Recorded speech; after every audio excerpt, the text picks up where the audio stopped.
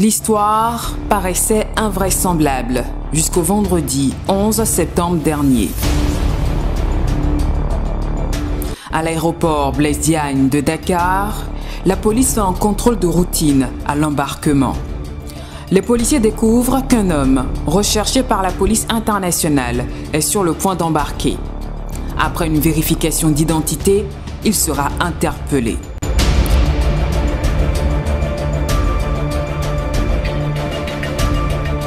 La division des investigations criminelles prend le relais. La police sénégalaise vient de mettre la main sur l'homme le plus recherché au Bénin.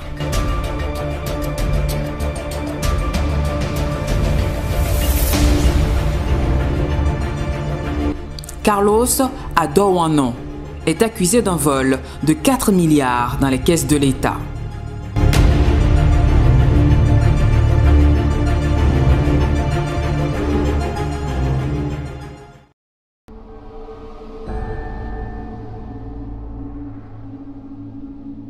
Le vendredi 20 septembre 2019, alors que le cadre du ministère de l'Économie et des Finances a déclaré une mission à Ouidah, il disparaît dans la nature.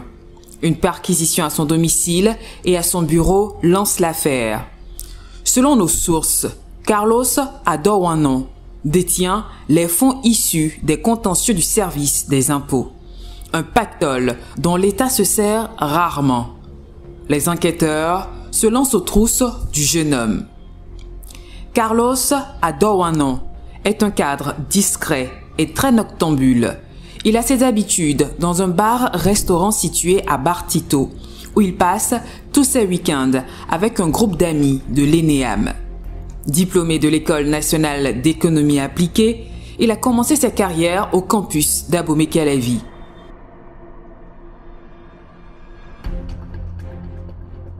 Ses collègues décrivent un jeune homme sans histoire, très calme et sociable. Au ministère des Finances, il a su gagner la confiance de ses supérieurs. En septembre 2019, les enquêteurs vont écouter plusieurs responsables de la Direction générale des impôts, y compris le directeur. La presse s'empare du dossier et des révélations sont faites. Carlos Adouanon était sollicité par ses supérieurs pour des décaissements de fonds sur le compte. La nature des dépenses n'a pas été révélée. La presse soupçonne des activités non transcrites et secrètes. Carlos, en décaissant, se serait servi un peu trop.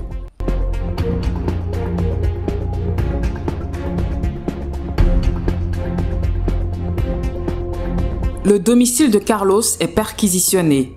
Son entourage passé au peigne fin. Les enquêteurs découvrent alors une transaction de plus d'1 milliard sur le compte d'un proche du régisseur et 100 millions de francs CFA auraient été retrouvés au domicile de cette personne. Le véhicule de Carlos était stationné au domicile du mis en cause. Cet homme, le voici. Blaise Salanon. Il serait un jeune acteur politique, membre du parti de Valentin Roudet, ancien questeur à l'Assemblée nationale.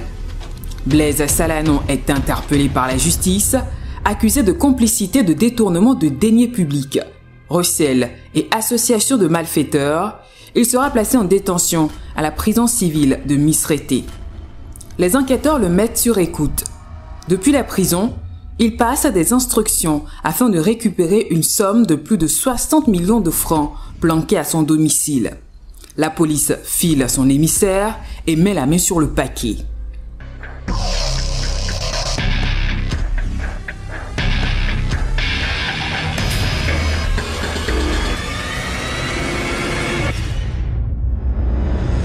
Blaise Salanon fait de surprenantes révélations. Il confie aux enquêteurs qu'il ne connaît pas Carlos. Il serait ami au grand-père du régisseur. Il soutient qu'il était à Boycon quand Carlos est venu le voir avec son véhicule, confiant qu'il avait des ennuis et qu'il devait rapidement se rendre à Lomé. Connaissant son grand-père, il accepte de l'aider. Fin de l'histoire. Mais dans le même temps, il fait d'autres révélations à des proches Il soutient que Carlos lui aurait confié qu'il faisait objet de menaces de mort de la part de ses supérieurs et qu'il avait peur.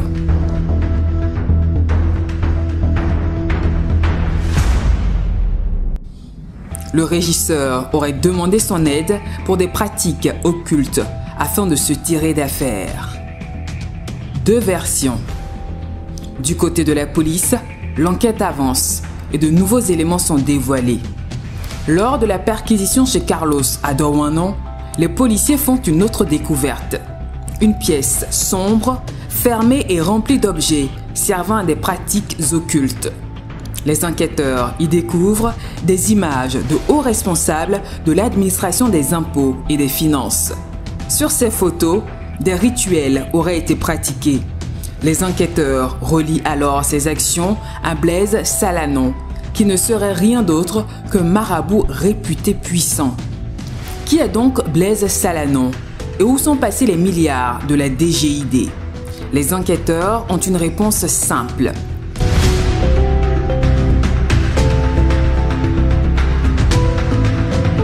Blaise Salanon serait le protecteur de Carlos à Dawano. Le régisseur lui aurait remis de fortes sommes pour des investissements. Les enquêteurs découvrent en effet que Carlos à Dawano a demandé quelques jours avant sa disparition un gros montant à Blaise Salanon afin de satisfaire la requête de ses supérieurs. Blaise n'a pas libéré les fonds. Carlos a pris la fuite.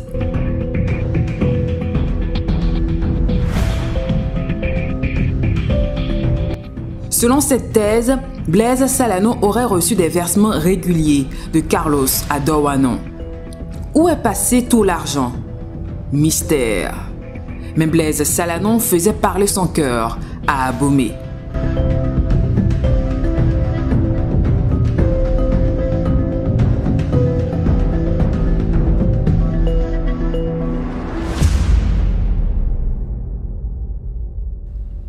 Dons dans des orphelinats, dons de kits scolaires, soirées à l'intention des artistes. Le jeune marabout passe pour un mécène, un acteur politique qui pendant plus d'1 an va afficher un luxe insolent et un train de vie hors du commun. Garde du corps, véhicule de luxe, il fait même des dons au nom du chef de l'État. Nous, militants, amis de Blaise T. Salanon, avons décidé, après concertation et analyse profonde, de tourner définitivement dos au bloc DUD qui ne sait pas là où il va. Nous, militants de la 23e circonscription électorale, ayant à sa tête Blaise T. Salanon, avions décidé de rester fidèles à notre engagement de départ qui est celui de soutenir sans condition les actions du président de la République, son Excellence Patrice Talon.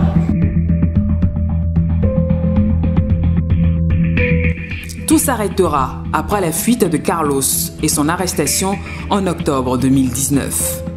1 an plus tard, l'affaire Carlos demeure un grand mystère avec des zones d'ombre. L'ancien régisseur a été extradé à Cotonou et déposé à la prison de Misrete. Mais les grandes questions demeurent. À quoi servaient les décaissements réguliers demandés à Carlos par son administration? Quel est le montant exact détourné par le régisseur? Carlos était-il sous l'emprise des manœuvres occultes faisant confiance à un marabout au point de lui confier plus d'1 milliard de francs CFA? Blaise Salanon a-t-il reçu des sous et quels investissements ont été faits?